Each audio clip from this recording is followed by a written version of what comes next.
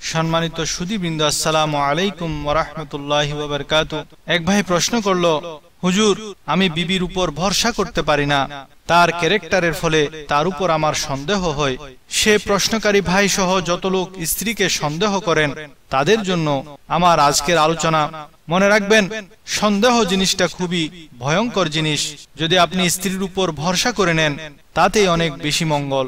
যতক্ষণ নিজের চোখে না দেখেন ততক্ষণ আন্দাজে সন্দেহ করা মানে শয়তানের ধোঁকায় পতিত হওয়া। একটি বিষয় মনে রাখবেন, জেনার চাইতে হত্যা করা বড় গুনাহ।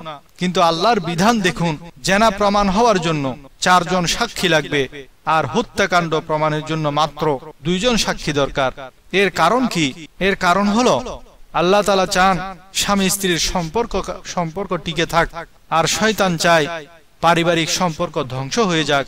তাই শয়তান যখন তার চেলাদের কাছে রিপোর্ট নেন, তখন যে চেলাই বলে আমি 2 জন স্বামী স্ত্রীর মাঝে ঝগড়া লাগিয়ে ঘর বরবাদ করে দিয়েছি, তখন বড় শয়তান তার সেই চেলাকে বাহবা দিয়ে বুকের সাথে লাগিয়ে পুরস্কৃত করেন।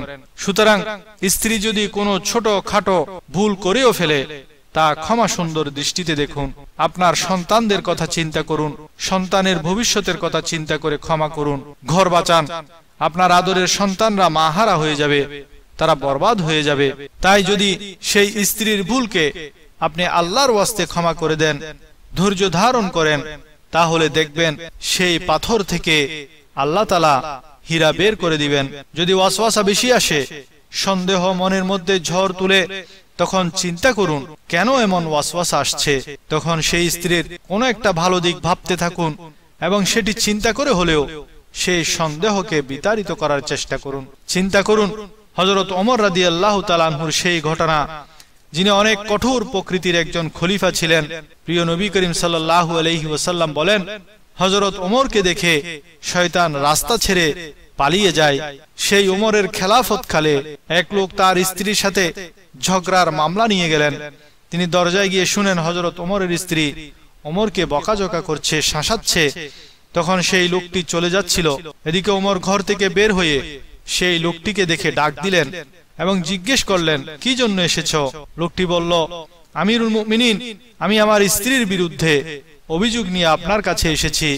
এসে দেখি আপনার ঘরেও একই মামলা চলছে, তাই চলে যাচ্ছি। তখন ওমর বলল, ভাই শুনো, সে আমার স্ত্রী, আমার সব কাজ করে, আমার ও আমার সন্তানদের বাবুর্চির কাজ করে, আমার দেখাশোনা, আমার বাচ্চাদের আদর যত্ন করে। এখন সেই যদি কোনো কারণে একটু উচ্চবাচ্য করেও তাতে কি এমন ক্ষতি হয়? সেই সময়টাতে চুপ থাকলে ঘর বেঁচে যায়।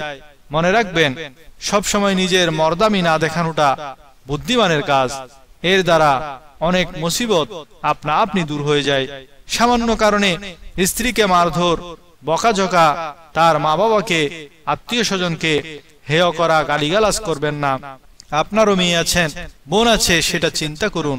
এসব ছোটখাটো বিষয় ক্ষমা করুন।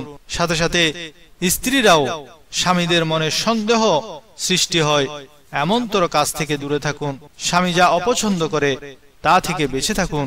ইনশাআল্লাহ আপনার সংসার বেঁচে যাবে। আল্লাহ আপনার পরিবারে রহমত নাজিল করবেন, বরকত দান করবেন।